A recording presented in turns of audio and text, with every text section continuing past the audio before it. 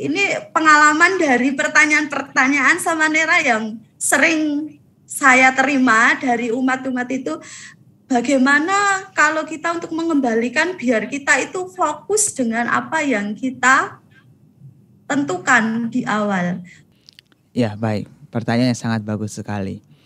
Memang seringkali sebagai pemula ketika baru latihan meditasi, itu sulit untuk mengarahkan pada objek. Sekalipun sudah ditentukan, sudah ditekadkan bahwa malam hari ini kita akan meditasi pernapasan, kadang-kadang tidak sampai 5 menit, pikiran kita sudah mengembara ke sana kemari. Sudah mengembara ke masa lalu ataukah ke masa depan. Mengingat suatu kenangan-kenangan atau kejadian-kejadian yang sudah berlalu atau merencanakan sesuatu yang belum datang. Nah, makanya sebenarnya untuk supaya bisa fokus ya kita kembali pada saat ini. Kembali pada saat ini. Sang Buddha juga senantiasa mengajarkan kita untuk fokus pada saat ini. Atitang nan wagameya, napatitang ke anagatang, yada titam pahinantang apatan ca anagatang. Jangan hanya pergi ke masa lalu atau mengingat sesuatu yang masa lalu. Karena sesuatu yang masa lalu itu sudah berlalu. Jangan pula mendambakan sesuatu di masa depan. Karena masa depan pasti belumlah datang. Maka dari itu fokuslah pada saat ini. Nah, sebenarnya dari sini kita bisa melihat bahwasanya Sang Buddha itu mengajarkan kita untuk kembali pada saat ini, di momen-momen saat ini. Maka begitu kita menyadari nafas, kita ingat tentang apa yang harus kita lakukan saat ini, yakni adalah menyadari keluar dan masuknya nafas. Di situ ada konsentrasi, ada keterpusatan batin. Kita memusatkan pikiran kita pada objek itu, yakni adalah pernapasan. Mengamati setiap nafas masuk dan juga nafas yang keluar. Nah, hal yang kita butuhkan di dalam bermeditasi supaya kita bisa fokus adalah 2 hal. Yakni adalah yang pertama, sati. Sati adalah perhatian penuh. Yang kedua adalah objek. Objeknya ya pernapasan tadi. Nah, Sang Buddha memberikan ibarat seperti halnya menaklukkan atau menjinakkan anak sapi yang liar. Dikatakan di dalam kitab komentar itu, yata tambe nibandeya wacang dhammang naro ida, bandeye wang sakang citang satya ramane dahang. Nah, bagaikan seseorang yang menjinakkan anak sapi yang liar dengan tali dan juga tiang yang kokoh, demikian juga orang yang bijaksana menjinakkan batinnya sendiri dengan perhatian dan juga pada objek. Perhatian penuh yang terpusat pada objek. Kita bisa mengibarkan seperti halnya anak sapi yang liar. Kalau misalnya mau dijinakkan, butuh 2 hal, tali dan tongkat atau tiang yang kokoh. Tali digunakan untuk mengikat anak sapi tersebut. Dan kemudian tali itu diikat pada tiang yang kokoh. Maka sekalipun anak sapi tersebut berusaha untuk meronta, ingin mengembara ke sana kemari, karena diikat dengan tali yang kuat pada tiang yang kokoh, maka ia tetap sekalipun akan mengembarakan di sekitar tali itu saja. Dan lama-kelamaan karena ia sudah menyadari bahwa usahanya tidak berhasil untuk meronta, maka lama-kelamaan sapi juga akan jinak dengan sendirinya, akan bisa tenang di situ. Demikian juga batin kita. Batin kita memang awalnya susah diarahkan. Mengembara ke masa lalu, mengingat kenangan-kenangan, atau merencanakan ke masa depan. Maka butuh yang namanya sati. Perhatian sebagai talinya untuk mengikat. Diikat pada apa? Diikat pada objek, yakni adalah pernapasan tadi. Maka begitu ada perhatian dan juga ada objek, ada perhatian penuh yang terus mengamati objek, terus mengamati pernapasan, maka di sana akan terjadi sebuah konsentrasi dan pikiran kita akan terjinakkan dengan sendirinya.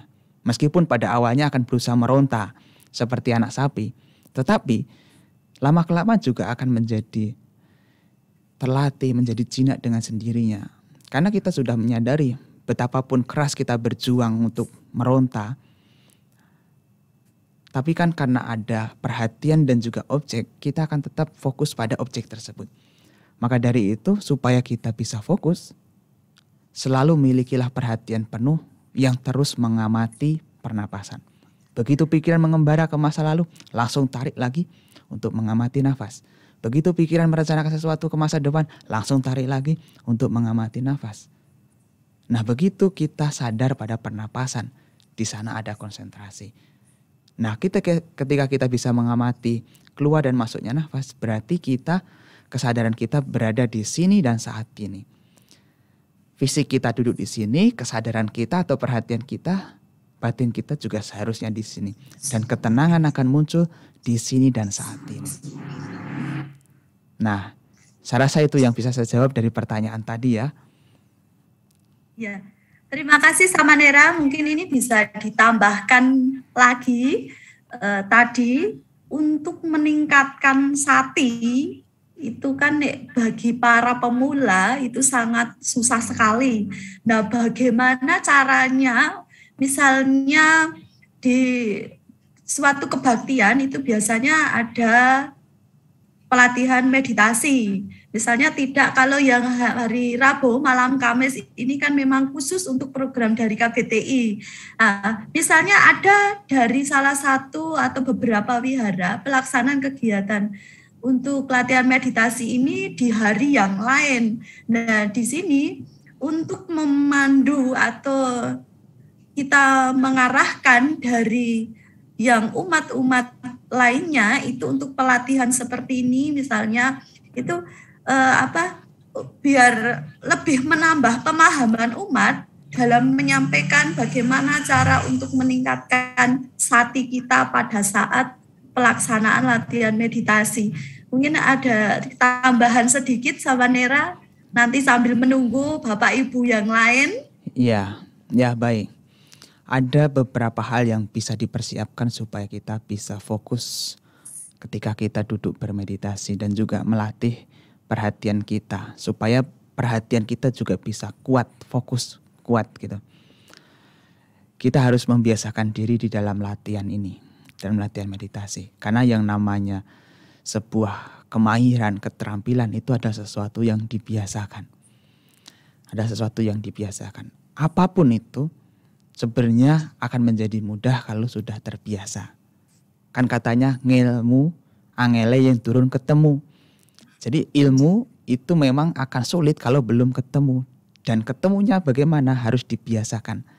Maka dari itu kita harus membiasakan diri dalam latihan meditasi.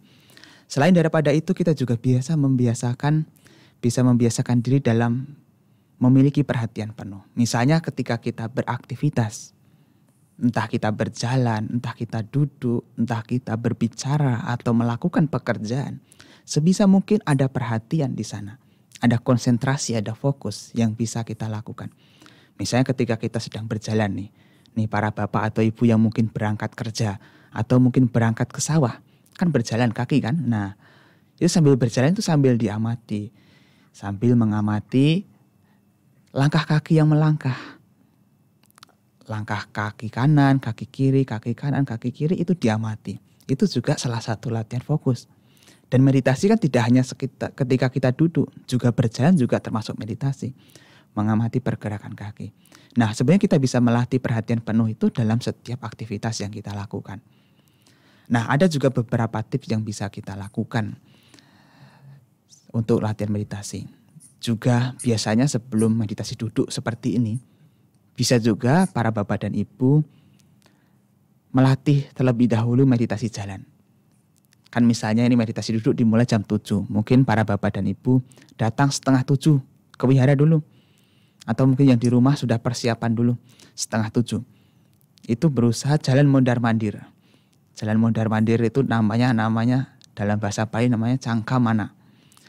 Nah cangkamana atau meditasi jalan. Anda bisa mengawali meditasi itu dengan meditasi jalan, yaitu dengan mengamati setiap langkah kaki yang melangkah. Entah kaki kanan atau kaki kiri, itu bisa dilakukan mungkin selama 15 menit. Nah itu juga sangat membantu sekali untuk nanti ketika duduk bermeditasi supaya bisa fokus. Karena salah satu manfaat dari cangkamana, yang disebutkan di dalam sutta, Cangkama Sutta itu, salah satunya adalah dapat mempertahankan konsentrasi.